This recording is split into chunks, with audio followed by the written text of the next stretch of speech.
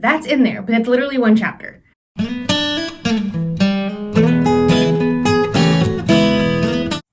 Hey guys, I'm Erin and this is Erin Go Read. Today I have a little Friday reads for you. I don't normally do Friday reads, but I didn't do a vlog this week, and I finished a book and I'm in the middle of a couple books, so I thought I could do a quick update.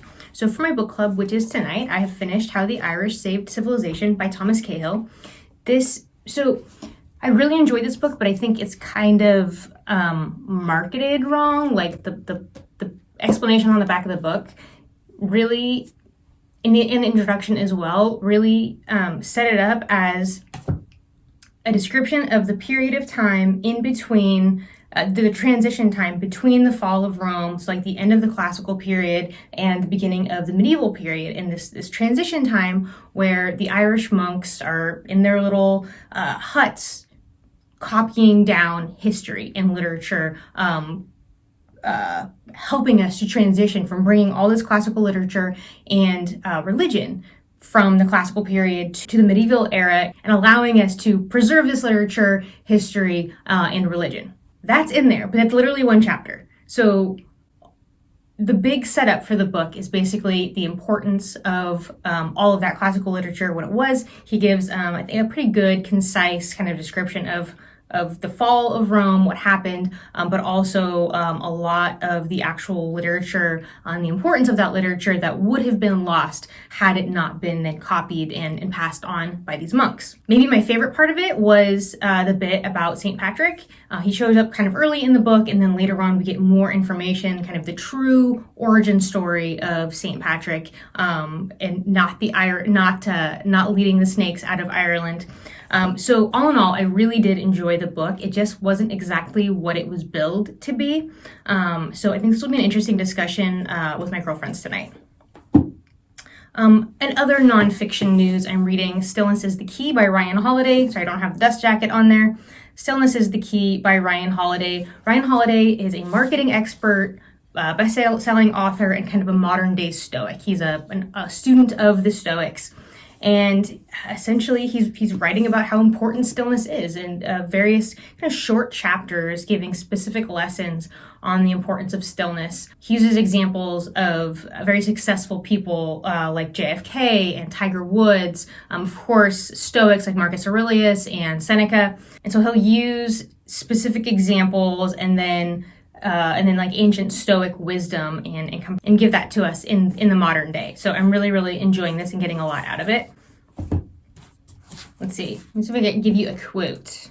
So this was a quote actually I used for my BNI meeting yesterday morning. Confidence is the freedom to set your own standards and unshackle yourself from the need to prove yourself. So I really liked that quote. And then in the fiction world, I'm finally reading Girl, Woman, Other by Bernadine Evaristo. I'm maybe a quarter of the way through this right now and really, really enjoying it. So each kind of section is from a different female perspective.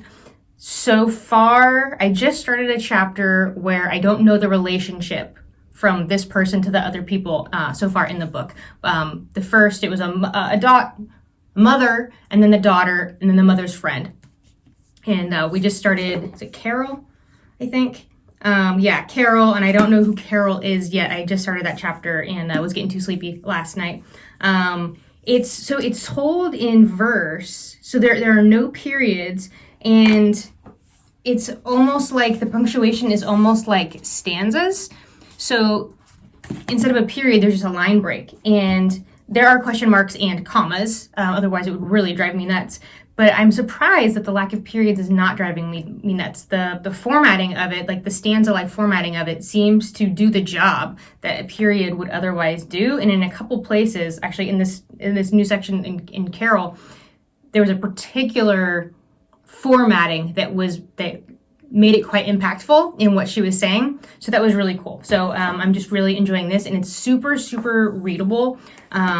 I've just been more focused on nonfiction and a lot of focus on work. So speaking of which, where am I right now? What is this place? Where are all these microphones about? I got soundproofing and everything like that. So I rent space, in a co-working space in historic Folsom, and called Granite City Co-working, and this is the podcast booth. So I actually have some audio that I'm going to be recording later for a health and fitness product that I'm working on, and so I'm going to be using this room to record that audio. It'll be like a voiceover to some video that I've already recorded.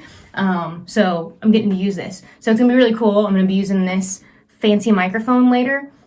My only problem is I have to wait for the owner to get here so he can like teach me how to actually use it. And then I have no idea how I'm actually going to transfer the files. I realized I probably should have brought like my portable hard drive.